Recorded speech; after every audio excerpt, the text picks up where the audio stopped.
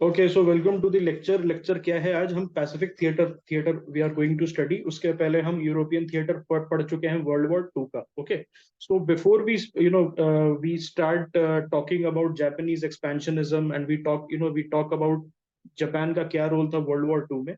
It is needed कि हम बात करें जापान के हिस्ट्री के बारे में। तो जापान जो था वो हंड्रेड्स ऑफ ईयर से आइसोलेशन में था, and it was not trading with anyone, and it was divided as well, divided between warlords and landlords. And it was a very violent place because of fight between samurais who served these warlords and landlords. Okay, ये जो थे, and just tell me जब भी problem आती है audio वाली तुरंत बता देना, ठीक है? सो because of this thing they did not trade with anyone. Then in the 1860s, sorry, 1850s, the Americans and the Europeans, they came to Japanese shores. Okay, pehle Dutch आए. Okay, then the Portuguese also came, and then the Americans came, Britishers भी आए. Okay, all these powers, they came to Japanese shore. Okay, all these powers, they came to the Japanese shore, and they said to Japan that हमें आपके साथ business करना है. Okay, we want to conduct business with you, we want to conduct trade with you. अगर आप अपने आप को ओपन नहीं करोगे तो we are going to invade you. हम आपके we are going to interfere into your internal matter. This led to something called the Meiji restoration. Okay, उसमें क्या हुआ कि Japan after a very long time, Japan जो था after a very long time, it got integrated under one king. एक king के अंदर उसको इंटीग्रेट कर दिया गया. Okay, so from 1860s till 1900, Japan जो था it underwent rapid modernisation. Japan जो था उसने रैपिड मॉडर्नाइजेशन देखा, and it was due to the help of the Europeans and the Americans. अब यूरोपियंस और अमेरिकन्स ने इनको हेल्प क्यों किया रैपिड मॉडर्नाइजेशन के लिए? Because they were facing challenges. Okay, they were facing challenges basically. Okay, from which people? From the samurais and from the warlords. Okay, क्योंकि उनका जो कंट्रोल था वो जापान से चला गया था, and they were trying to regain their control. So from for the 40 years Japan को हेल्प किया गया, एक मॉडर्न नेवी बनाएगी उनके लिए, एक मॉडर्न आर्मी बनाएगी उनके लिए. देन दे वेर उनको हेल्प किया गया इंडस्ट्रियलाइज करने में, फैक्ट्रीज बनाया गया उनको, जो नए तौर तरीके सिखाए गए. So for 40 years it happened. Then 1905 they had a war with Russia. उसको बोलते थे रूसो जापानीज वॉर.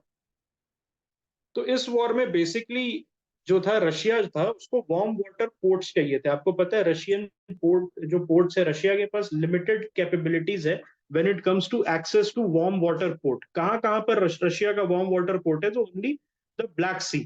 बाकी के जो रशियन कोस्ट लाइन अगर आप देखोगे तो Russian coastline is for major part of the year ice. Okay, ice से ढका रहता है. उसके लिए वो प्रॉब्लम उनको 1900s में भी थी. ओके, वो प्रॉब्लम, सेम प्रॉब्लम उनको 1900s में भी थी. So that's why they said कि चलो हम ईस्टर्न पार्ट से अपना वार्म वाटर पोर्ट्स वगैरह देखेंगे. सो what basically happened was कि चाइना में they were able to do it successfully. Okay, China में आपको पता है, मैं जब चाइना का क्लास लूंगा तो आपको बताऊंगा चाइनीज हिस्ट्री का. उसमें there was something called slicing of the Chinese melon. Slicing of Chinese melon में जितने भी यूरोपियन पावर्स हैं, they were able to get some or the other territories, okay, of this thing China. जैसे Hong Kong, ये सब कैसे कटा, Hong Kong, Macao, okay, all these areas वो कैसे हुआ?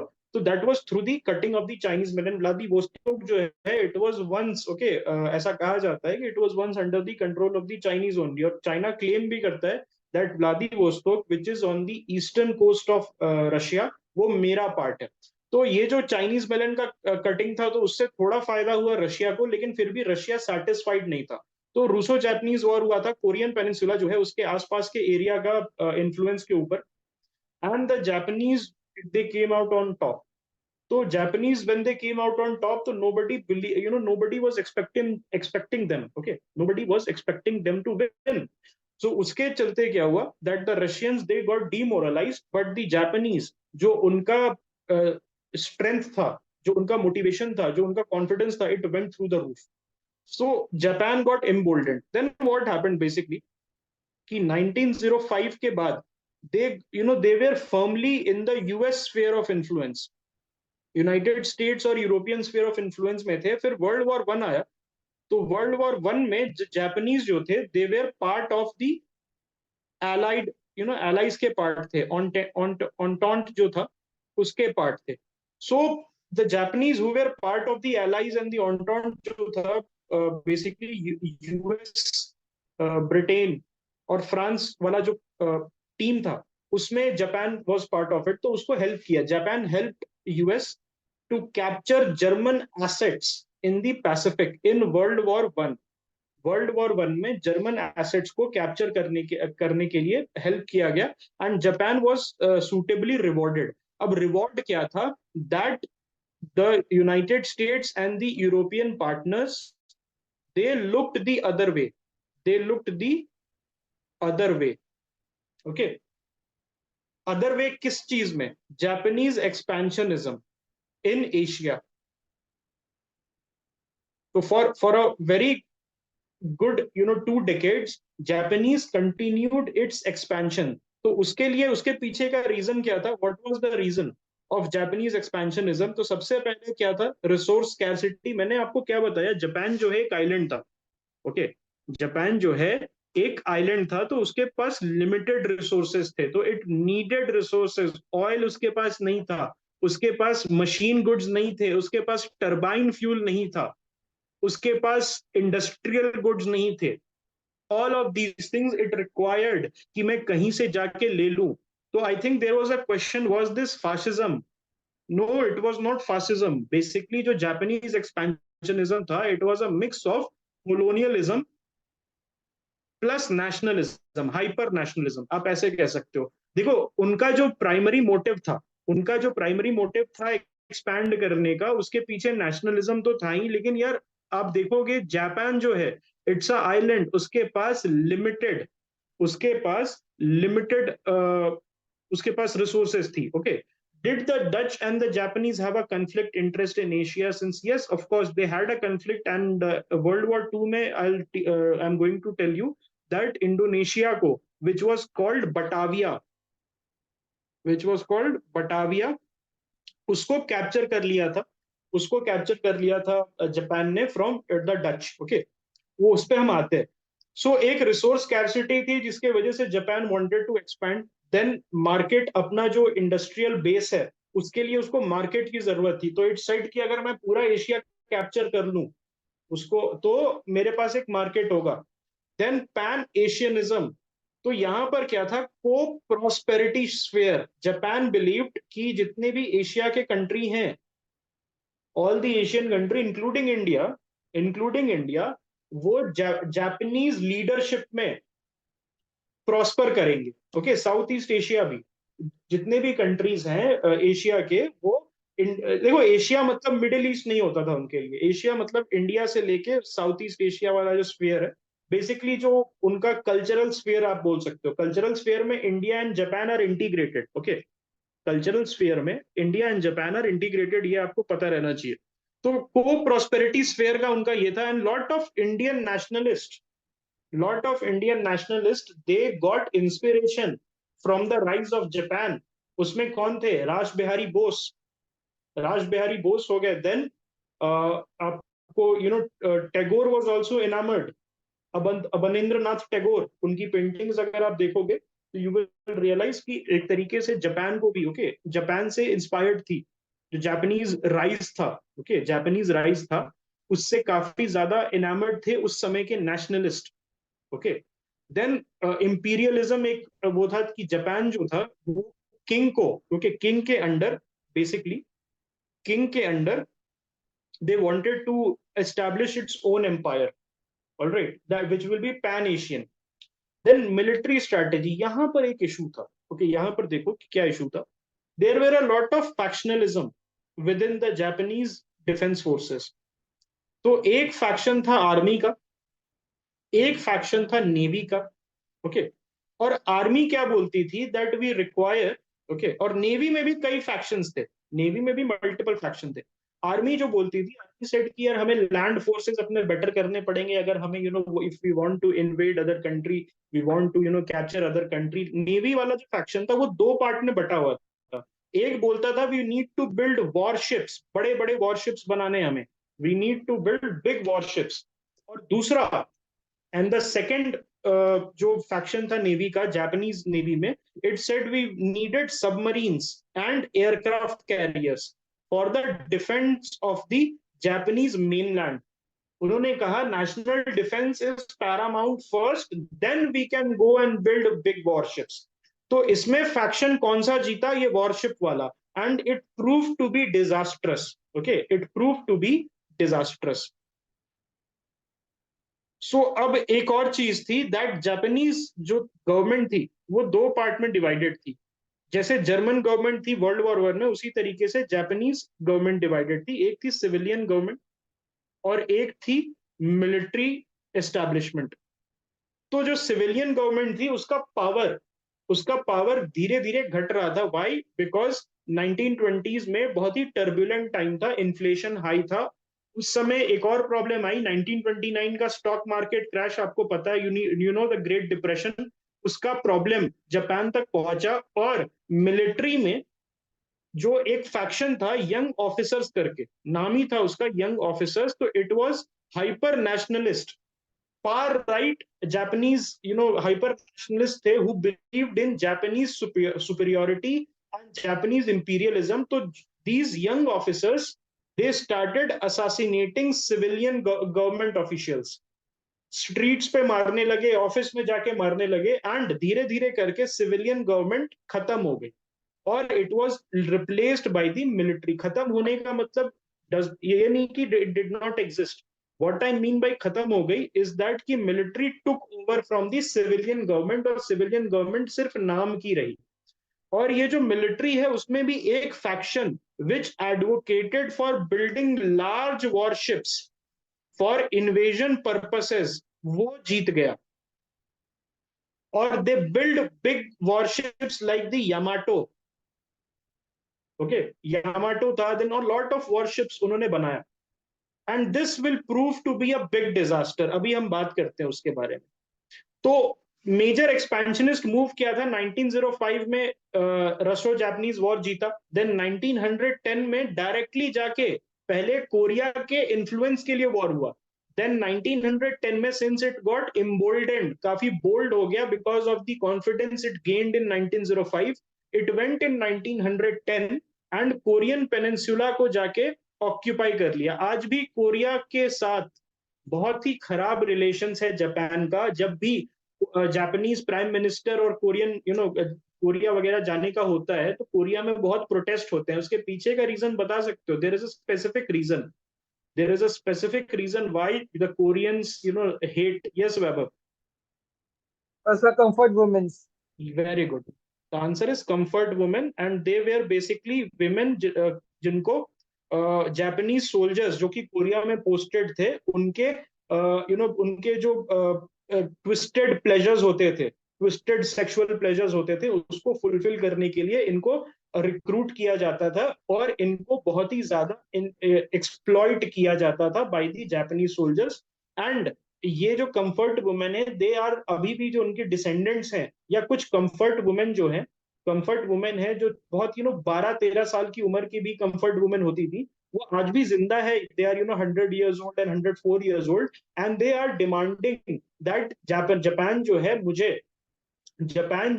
मुझे एक रिपारेशन दे, मुझे कॉम्पनसेशन दे, एक्नॉलेज करके कि जो मैंने गलत किया, जो मैंने किया, that was wrong. Okay, so काफी ज्यादा एट्रोसिटीज हुई थी जापानीज के द्वारा in Korean peninsula. Then what happened was, Korea में उन्होंने 1910 से लेके 1940s तक दे रूल्ड देयर। काफी 30 साल उन्होंने काफी कोरिया में एट्रोसिटीज की, काफी लोगों को मारा गया, काफी इंटेलिजेंसिया जो कोरियन इंटेलिजेंसिया थी उसको मारा गया। देन व्हाट हैपेंड वाज, अभी मैं एक मैप दिखाता हूँ आपको। Suppose this is your Japanese mainland, Japanese mainland. Okay, ये जापानीज आइलैंड है आपका। यहाँ पर टोक्यो है, और यहाँ पर आपका क्या है? Here is your Korea. उसके बगल में क्या रहेगा? कोरिया से सटा हुआ क्या है? Which country is this? It is China. Okay, this country is China. Okay, तो ये वाला जो शेडेड पोर्शन है जस्ट बगल में कोरिया के, उसको क्या बोलते हैं? मंचूरिया बोलते हैं. मांचूज. ओके, मांचूज जहां से आते हैं, या मंचूरिया या मंचूरियन जो आप खाते हैं, वो इस एरिया से कहा जाता है कि इस एरिया से ओरिजिनेट हुआ है. So what happened was basically जो जापानीज ट्रूप्स हैं वो इनकर्शन कर रहे थे चाइना में. चाइना में क्या प्रॉब्लम थी कि चाइना जो है वो डिक्लाइन पे था सिंस 1842. और 1842 में क्या हुआ था? कैन एनीवन टेल मी? 1842 में हुआ था बॉक्सर रिबेलियन. ओके, तो चाइनीज रिबेल्ड इन 1842 बिकॉज उनको ओपियम का नशा करा रहे थे. Okay, sorry. सो उनको क्या करा रहे थे? ओपियम का नशा करा रहे थे, और उनके जो कंट्री है उसका स्पिरिट तोड़ रहे थे यूरोपियंस. तो चाइना जो है वो डिक्लाइन में चला गया आफ्टर दी बॉक्सर रिबेलियन. उनको पनिश करने के लिए चाइना को सेंचुरी ऑफ ह्यूमिलिएशन बोलते हैं, कि एक सेंचुरी तक, 100 साल तक हमें ह्यूमिलिएट किया गया. और आज का जो जी जिनपिंग है वो काफी ज्यादा इसको, ठीक है, और उसको काफी ज्यादा, यस, उसको काफी ज्यादा इसको बोलता है कि देखो Chinese, that this century of humiliation, हमें इसका बदला लेना है यूरोपियन से. ओके, सो चाइना में as usual there was a civil war like situation. Not exactly civil war, लेकिन फैक्शनलिज्म बहुत ज्यादा था. नॉट एग्जैक्टली सिविल वॉर, लेकिन hyper factionalism was there. There was the nationalist, there was the communist, there was multiple faction, the royalist, monarchist, बहुत सारे लोग थे. Okay, so what happened was कि एक मुगडेन करके जगह है, मुगडेन करके जगह है. जापान हमेशा से देख रहा था कि चाइना का हालत ठीक नहीं है. The Chinese, okay, they are squabbling among themselves. तो इन्होंने क्या किया? मुगडेन एक जगह है, वहां पर जापानीज ट्रेन जा रही थी, और जापानीज ट्रेन में जापानीज खुद ने फॉल्स फ्लैग कर दिया. कल मैंने बताया था ना फॉल्स फ्लैग, पोलैंड के इन्वेजन के बारे में, how the Germans did the false flag.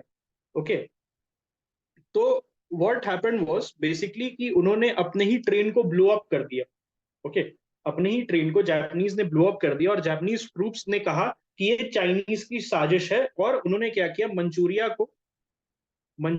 को इन्वेड कर दिया, ये कह के कि उन्होंने जापानीज आर्मी के एसेट्स को हमला किया है. देन इन्फ्लुएंस था उनका 1905 के बाद से, लेकिन फाइनली क्या हुआ? 1931 के बाद they started directly invading the Manchurian land, और उसके बाद उनको फुल कंट्रोल बाय अर्ली 1932 उन्होंने चाइनीज फोर्सेस को पीछे ढकेल दिया. और मंचूरिया जो एक प्रोविंस टाइप का है, जैसे हमारा उत्तर प्रदेश है, बंगाल है, उसी तरीके से चाइनीज का मंचूरिया एक प्रोविंस है, उसको कैप्चर कर लिया. और they set up a puppet state of Manchukuo, जिसका लास्ट जो किंग चिंग डायनेस्टी था, चिंग डायनेस्टी का लास्ट एम्परर था पुई, उसको बैठा दिया as a puppet ruler. Okay, और जापान को का इन्वेजन था, this was not approved by the Japanese civilian government. Civilian government ने नहीं किया था. मैंने आपको बताया था there is a faction among the Japanese army जिसको बोलते हैं यंग ऑफिसर्स. और ये जो यंग ऑफिसर्स हैं, इन्होंने क्या किया था कि असैसिनेशंस बहुत ज्यादा स्टार्ट कर दिए थे, and they were circumventing the civilian government. Okay, so central government जो है उसका अप्रूवल नहीं था, टोक्यो का अप्रूवल नहीं था, और ये जो मंचूरियन इन्वेजन है ये इंजीनियर किया था जापानीज आर्मी ने. okay? जो जापानीज डिफेंस फोर्सेस है उन्होंने किया था. और इसका जो इन्वेजन है this was heavily condemned by whom? By the League of Nations. तो जब कंडेमनेशन आया लीग ऑफ नेशंस का कि आपने गलत किया, you should not have invaded, हमें पता है मुगडेन में आप ही लोग थे, you people executed the false flag operation, so what the Japanese did was exit the League of Nations. And they were laughing, and the Japanese ambassador to the League of Nations, he was laughing when they left the hall, and they said okay, we are not part of the League of Nations anymore, and everybody was saying no, you have to come back, don't leave, please don't leave. But the Japanese, okay, they had an evil smile on their face. that okay, तुम्हारा तो कोई League of Nations, I know you do not have any relevance, okay, now I am going to dictate my own terms. Okay then finally उन्होंने क्या किया, 1937 में invade कर दिया पूरे चाइना को। पहले उन्होंने क्या किया, मंचूरियन स्टेट को, एक पर्टिकुलर प्रोविंस को उन्होंने कैप्चर किया और 1937 में पूरे चाइना को उन्होंने इन्वेड कर दिया। और उसके बाद एक मार्को पोलो ब्रिज इंसिडेंट था, that was also like a false flag operation, okay, that was also very much a false flag operation by the Japanese। और उन्होंने क्या किया, एक फुल स्केल वॉर में चले गए जिसमें एक यूनियन बना। यूनियन किसका बना, माओ का और चियांग काई शेक का, and both where fighting each other. तो माओ जो था कम्युनिस्ट पार्टी ऑफ चाइना को लीड कर रहा था, और चियांग काई शेक जो है he was leading the KMT. Okay, तो केएमटी जो है कुआमिंतांग बोलते हैं इसको, कुआओ मितांग बोलते हैं।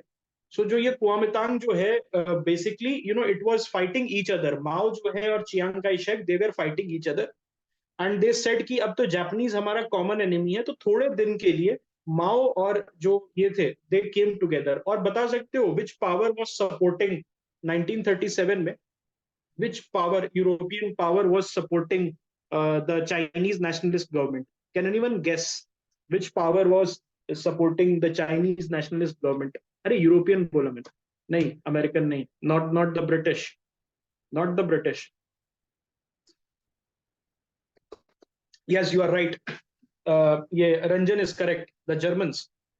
So very funny incident that till 1930, okay, 1939, okay, early 1938 and 1939, the Germans, the Nazi Germany, and the Chinese nationalist government, they had a defense pact, mutual defense pact. And what happened was the German officers went to China and they trained these people, the Chinese nationalist, okay, तो और जो on the basis of the German military manual। तो ये जो initially जब Japanese गए, when the Japanese went and fought the Chinese, they were surprised that यार हमने ये सोचा ही नहीं था, we never thought। Okay, no, not because KMT was fascist, because basically जो Nazis थे, all right, basically जो नाजी थे they were trying to expand into the area, okay, expansion के लिए, and they thought कि Chinese को हम कुछ सिखा देंगे तो हमारे एक अच्छे ally बनेंगे। And when the Japanese went in the 1937 Marco Polo Bridge incident जब हुआ, and they went inside, they saw the Chinese with modern machine guns, German weapons, and you know fighting on German tactics with high discipline, and they were shocked, भाई ये कब हुआ? उसके बाद क्या हुआ, that basically Germany को, you know, although they won, ठीक है, they had the numbers, the Japanese had the numbers, so they were able to push back the Chinese। लेकिन Japanese ने समझ गए कि यार ये जर्मनी कुछ तगड़ी चीज है, तो they started, okay, they started, you know, basically उनको यू नो seduce करना स्टार्ट कर दिया हिटलर को कि यार हिटलर तुम उधर क्या जा रहे हो, you come and you know you join me। तो हिटलर भी बोला यार you know let us not be with the losers, let us not be with the losers।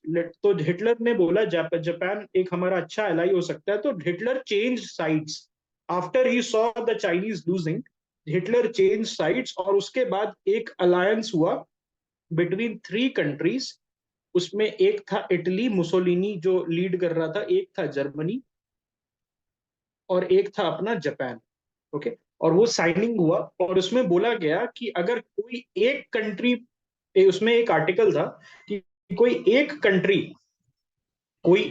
Country अगर वॉर पे जाता है, ओके, कोई एक कंट्री वॉर पे जाता है, तो both all the countries have to you know declare war on each other, war on the enemy countries. का मतलब मैं समझाता हूँ, थोड़ा सा कंफ्यूजिंग हो गया। जब यूएस ने डिक्लेयर कर दिया वॉर जापान पे, तो Germany was had to under the treaty you know जो प्रोविजंस है, यस बेसिकली नेटो का जो है आर्टिकल 5 उसी तरीके से था, इटली और Germany had to declare war on US, okay. So ये चीज you know this treaty was sign between the three powers. उसके बाद इन्वेजन ऑफ चाइना हुआ, they did a lot of bad things there, they did a lot of bad things there। There was this Nanking massacre उसमें क्या किया उन्होंने, basically babies को behead किया था। The Japanese they beheaded the babies.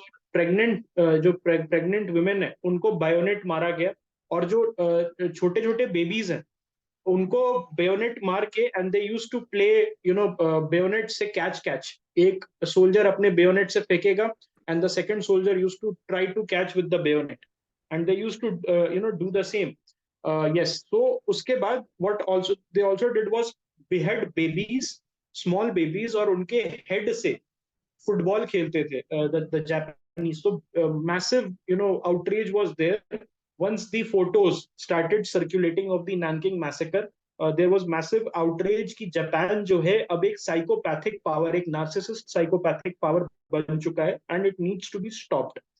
उसके बाद क्या हुआ, बेसिकली यूनाइटेड स्टेट्स जो है वो जापान को एक एनिमी समझने लगा कि इट इज अ पावर जो जिसकी भूख कभी खत्म नहीं होगी, उसकी भूख कभी खत्म नहीं होगी। तो United states started putting sanctions.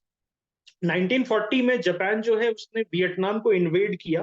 किस लिए? कि चाइनीज नेशनलिस्ट जो थे वो चाइना से भाग के वियतनाम और बर्मा चले गए। बर्मा चले गए और वियतनाम चले गए। सो वहां पर वियतनाम को उन्होंने इन्वेड कर दिया। बर्मा को तो चलो इन्वेड नहीं कर सकते थे, वियतनाम को इन्वेड क्यों किया? Because France had already lost to Germany. France had lost to Germany. उन्होंने ब्रिटिश इंडिया को इन्वेड नहीं किया, और उन्होंने वियतनाम को इन्वेड कर दिया। तो यूएस स्टार्टेड पुटिंग सैंक्शंस और एम्बार्गो लगाने लगा क्रूशियल मटेरियल लाइक ऑयल पे। और जो जापानीज इकोनॉमी है और जो मिलिट्री है उसको काफी ज्यादा क्रिपल होने लगा, बिकॉज आपको प्लेन उड़ाने के लिए फ्यूल चाहिए, शिप्स चलाने के लिए फ्यूल और कोल चाहिए। ये सारी चीजें अमेरिका ने सैंक्शन लगा दिया। तो बेसिकली जो उनका entire fleet, it was entire fleet जो था वो क्रिपल हो गया। देन जापान और यूएस जो है वो डिस्कशंस करने लगे कि यार ये बंद करो, whatever you are doing this is very counterproductive, stop doing this. और जापान जो है उन्होंने क्या दिखाया? अनविलिंगनेस दिखाया कि यार हम चाइना तो नहीं छोड़ेंगे। The United State was saying that you need to withdraw from all these countries, and the Japanese were saying कि नहीं, हम चाइना तो नहीं छोड़ेंगे, और we cannot do a diplomatic solution. और फाइनली क्या हुआ? That the Japanese army calculated, the Japanese defence forces they calculated कि अगर सैंक्शन बंद नहीं हुआ, अगर सैंक्शन बंद नहीं हुआ तो we are going to we are going to get totally crippled.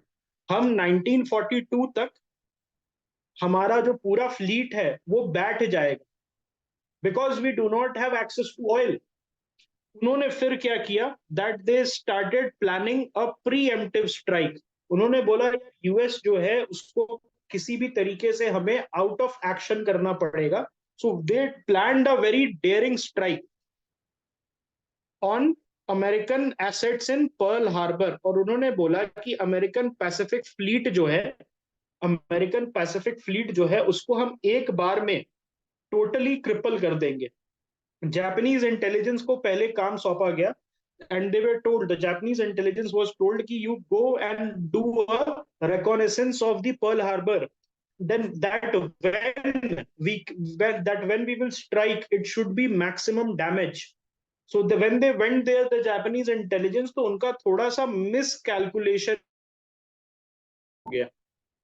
What the Japanese wanted was कि एक स्ट्राइक में हम पूरे पैसिफिक फ्लीट को खत्म कर दे, and then for the Americans it would take minimum of 2 to 3 years to come back to the Pacific.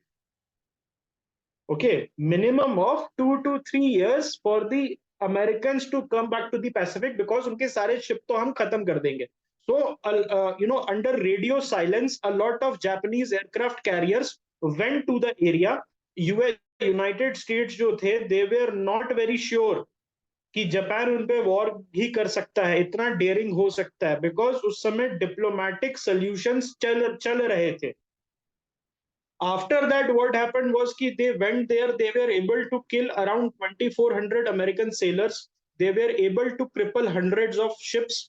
लेकिन there was a Japanese intelligence failure. What was that? Because during that time जो maximum ships थे, जो leading ships थे, बड़े बड़े ships थे, big ships, they were out of Pearl Harbour. Okay, so although 2400, फिर भी 2500 लोग मरे. 2500 American sellers, American serviceman lost their life, and hundreds of big ships, all right, they were able to be sunk.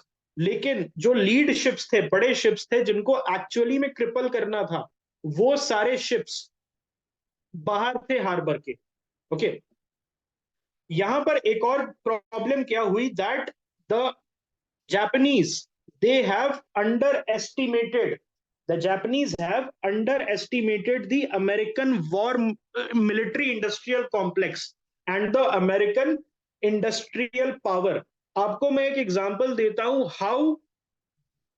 how prosperous and how big America was in the 1940s itself. तो एक story है, उसमें German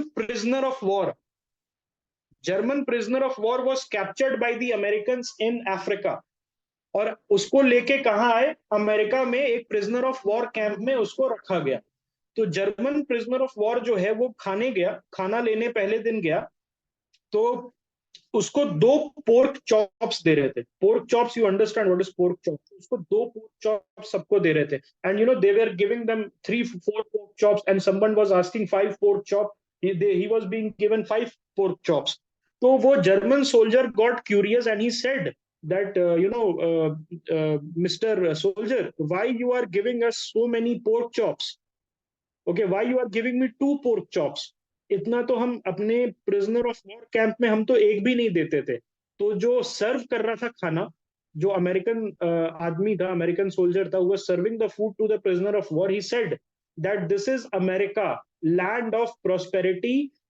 2 pork chop इसलिए मैं दे रहा हूं, एक खाओ एक फेंको. This is the land of abundance. Okay, you can eat one and throw the rest. This is America. Okay, so America जो है उसको अंडर एस्टिमेट किया गया जापानीज ने.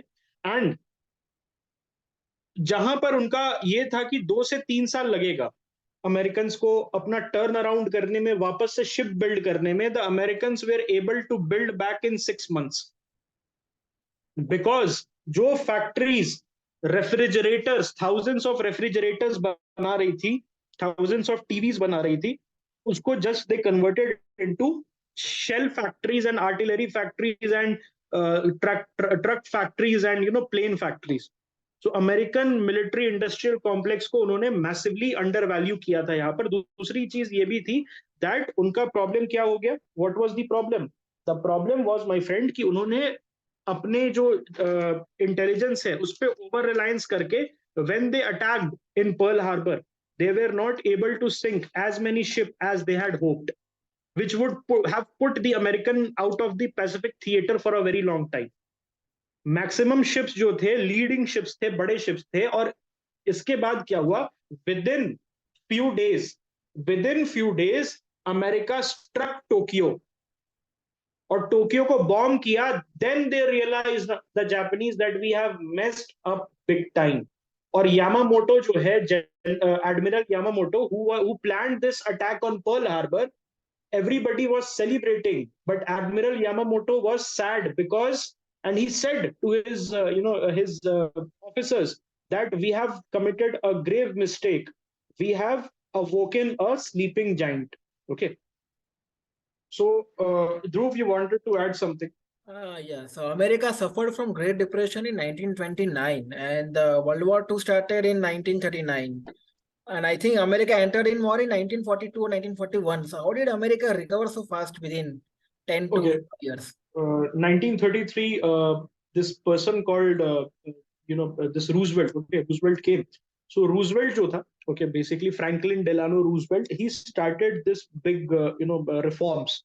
उसमें क्या था, पब्लिक वर्क्स. तो आपने वो सुना, हूवर डैम अमेरिका में, राइट? तो हूवर डैम जो है, वो इस टाइप के प्रोजेक्ट्स, बिग प्रोजेक्ट्स जो है, इस तरीके के फ्रीवेज, मोटरवेज, जो हिटलर कर रहा था बेसिकली, उस टाइप की हरकत उन्होंने की. And then they were able to push into reforms. मैंने बताया भी था, they were able to establish the security exchange commission, जो कि देख रहा था स्टॉक मार्केट मैनिपुलेशन पे रोकने के लिए. Then stimulus package, Stimulus package was provided by Washington to different states उनको recover करने के लिए. Okay, so America got through Franklin Roosevelt के चलते. Okay, Franklin Roosevelt जो था 1933 में he became the president of America, and he promised some reforms, and he was able to. Okay, he was able to complete all the promises, and उसके बाद क्या हुआ that basically America recovered. So we discussed this preemptive strike. तो जब December 7, 1941, उसके बाद क्या हुआ, यूनाइटेड स्टेट्स जो है जापान पे वॉर डिक्लेयर कर दिया. बहुत ही एक इंटरेस्टिंग फैक्ट क्या है, that the Japanese, okay, that the Japanese जो है, they did not declare war on United States. Okay, no, what I am saying, sorry, mix up हो गया. What I am saying is that US ने Japan पे war declare किया था, लेकिन Germany पे नहीं किया था. It was Germany which held on to the treaty, जो इटली, जर्मनी, जापान में साइन हुआ था, और उसने यूएस पे डिक्लेयर कर दिया था, bringing the United States to the European theatre as well. Hitler ने यूएस ने did not declare war on Germany because US was not interested. मैंने पहले भी बताया था, पैसिफिज्म का वेव था, and basically they were lobbying कि यूरोप का वॉर जो है यूरोप में ही रह जाए. बट यूनाइटेड स्टेट्स जो है वो बेसिकली जर्मनी, उसके पास कोई ऑप्शन नहीं बचा when Germany itself declared war.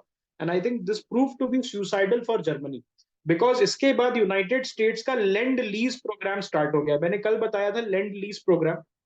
Land lease programme में they started giving out millions and millions of tons of aid, including food, ration, ammunitions, bullets, planes, trucks to the allies, including the USSR, Britain, and other countries who were resisting the Nazis. Okay. उसके बाद post Pearl Harbor थोड़ा सा Japan का fortunes जो था वो rise किया. उन्होंने अटैक कर दिया फिलीपींस पे, which was under the American command. America उसको स्पेन जो था, स्पेन ने फिलीपींस पे बहुत दिन राज किया, कोलोनाइज कर दिया था. Then Spain handed it over to the United States. तो यूनाइटेड स्टेट्स के कंट्रोल में था. And you can tell me which admiral के कंट्रोल में था, किस जनरल के कंट्रोल में था, किस जनरल के कंट्रोल में था Philippines?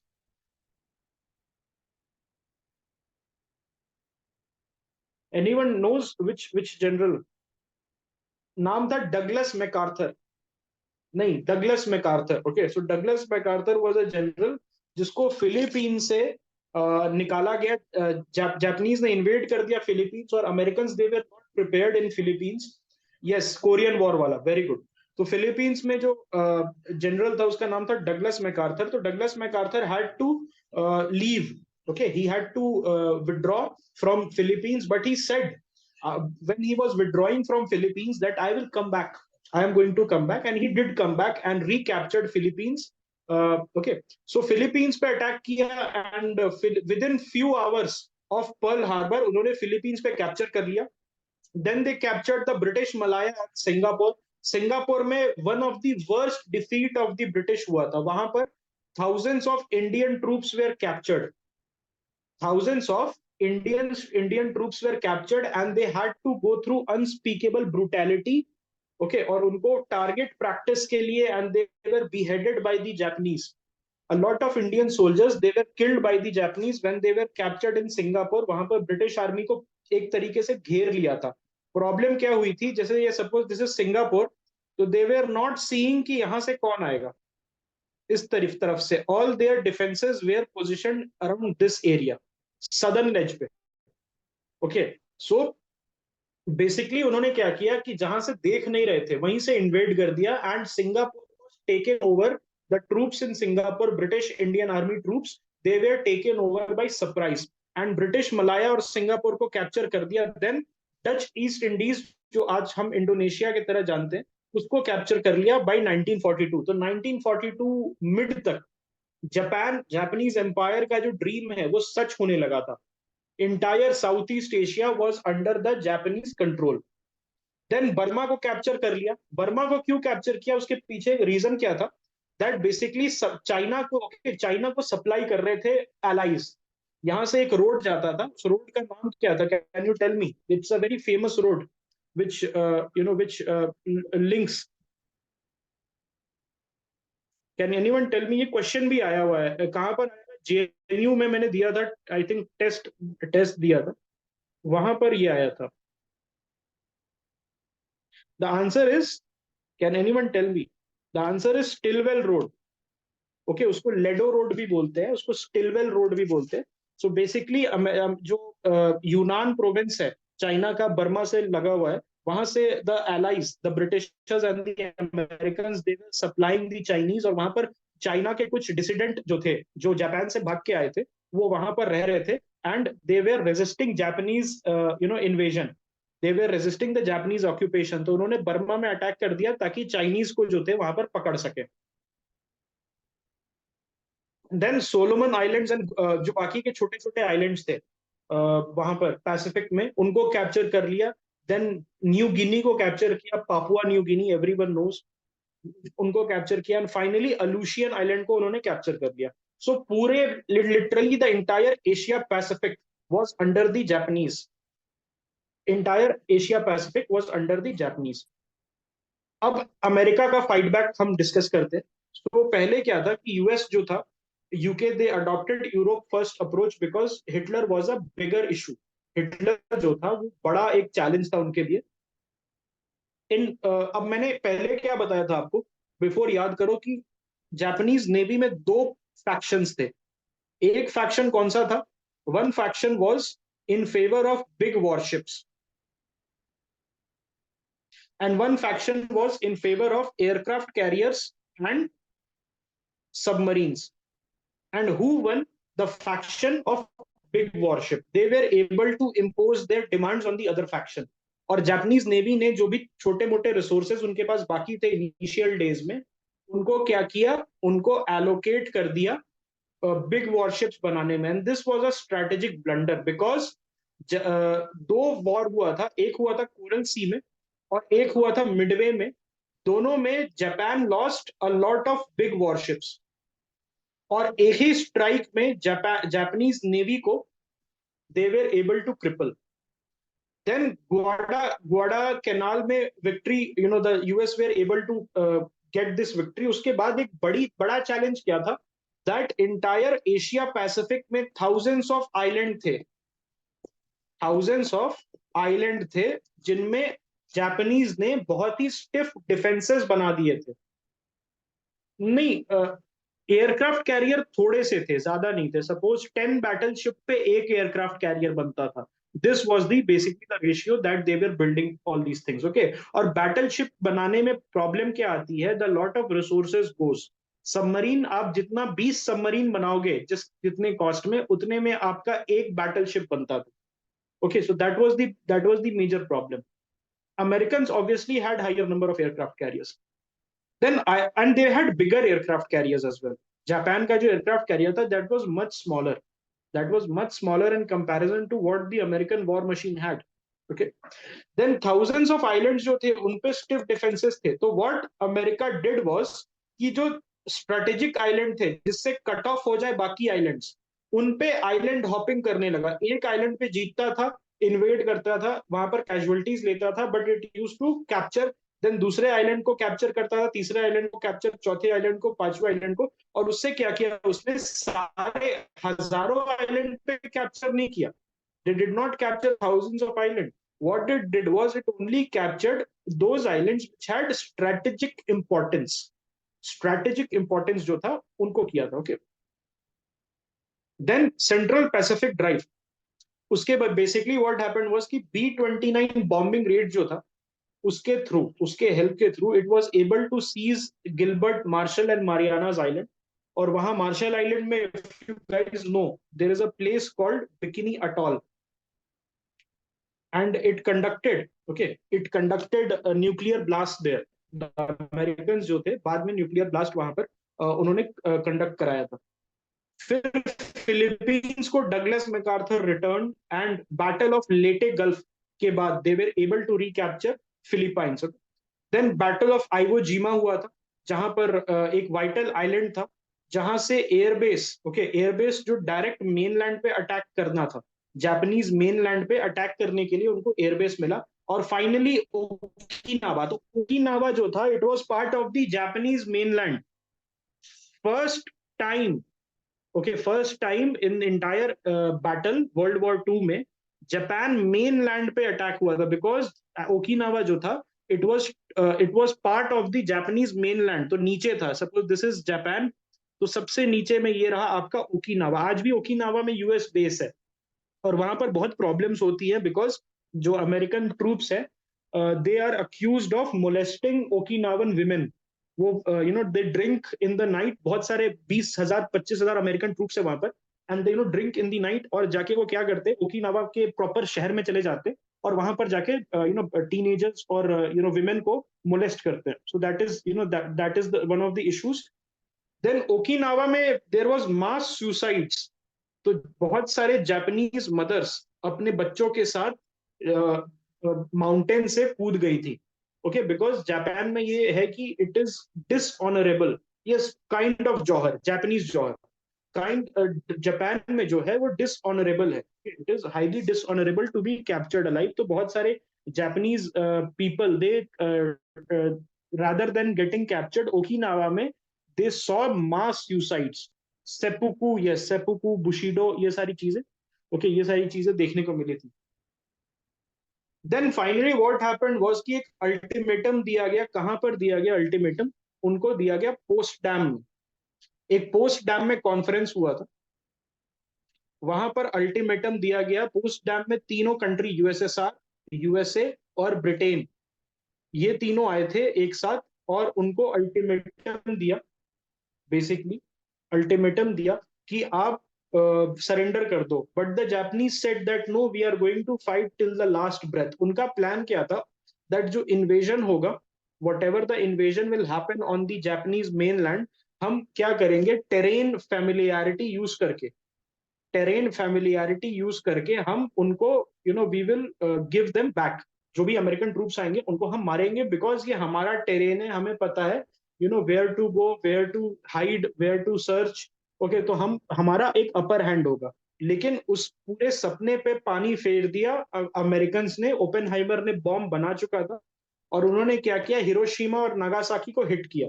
They hit Hiroshima Nagasaki and they told every 24 hours, okay, every 24 hours we are going to hit one more city. अगर आप सरेंडर नहीं करोगे तो within few hours of Hiroshima Nagasaki, जो उनका एम्परर था, I think Hirohito was the emperor, okay, right, तो उनका जो एम्परर था, he he surrendered, okay, he surrendered, okay, let me check, Hirohito था कि अकीतो था, वाज द एम्परर, नाम क्या था? हिरोहितो था ना? टोजो तो उनका प्राइम मिनिस्टर था जिसको लटका दिया उन्होंने। यस, हिरोहितो नाम था उसका। Yes, Hirohito. So Hirohito was the emperor, 45-year-old emperor था। सो उसको उसने बोला कि I can not see this bloodshed, because they got the telegram from Hiroshima Nagasaki and 100,000 people dead in both cities. So they he said कि I can not stand this, okay, we have to. First time उसने stand लिया against the the military faction, and he said कि बस करो, हो गया, जो तुम्हारे शौक थे तुमने पूरे कर लिए, whatever you wanted, that's it, okay, अब ये बंद करो। ठीक है, so this was the Japanese, okay, basically जो जापानीज वॉर था। इस 3 कॉन्फ्रेंस हुए थे, I tell you about the conferences first.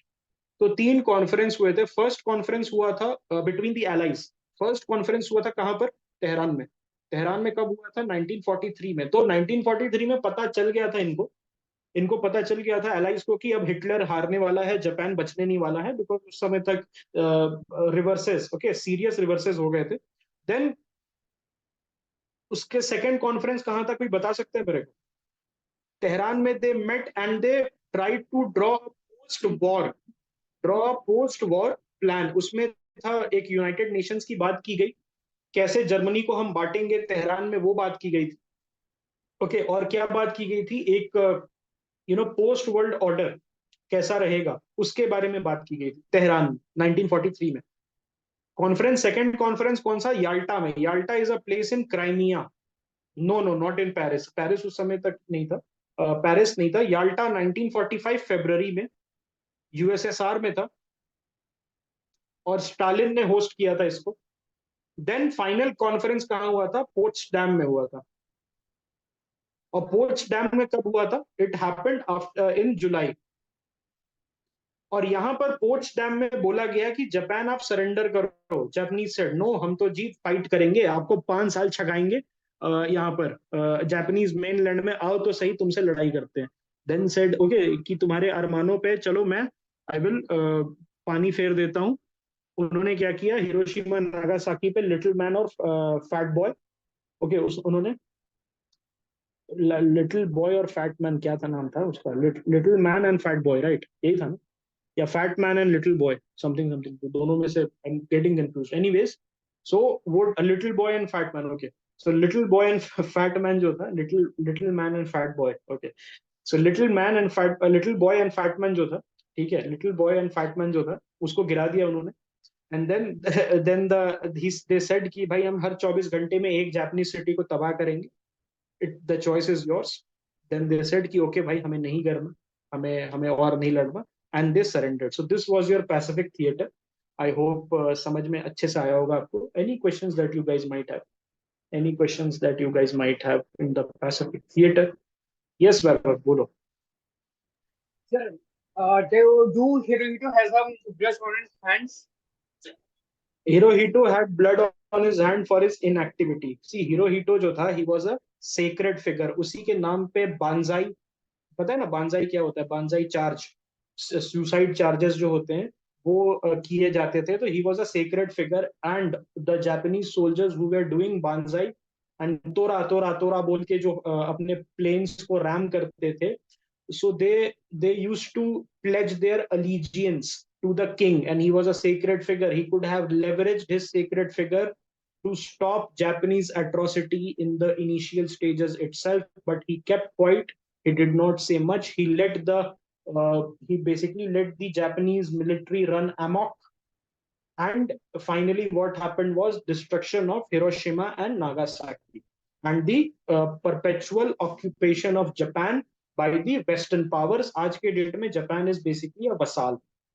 Japan जो है वो एक वसाल ही है, नाम के लिए इट्स इंडिपेंडेंट बेसिकली। अगर आप देखोगे जापान को, तो उसका ज्यादा रूम नहीं है उसके पास अपना फॉरेन पॉलिसी को मैन्यूवर करने के। What America says it has to follow. Any questions, any more questions that you guys have? नहीं है तो okay, so we can disperse.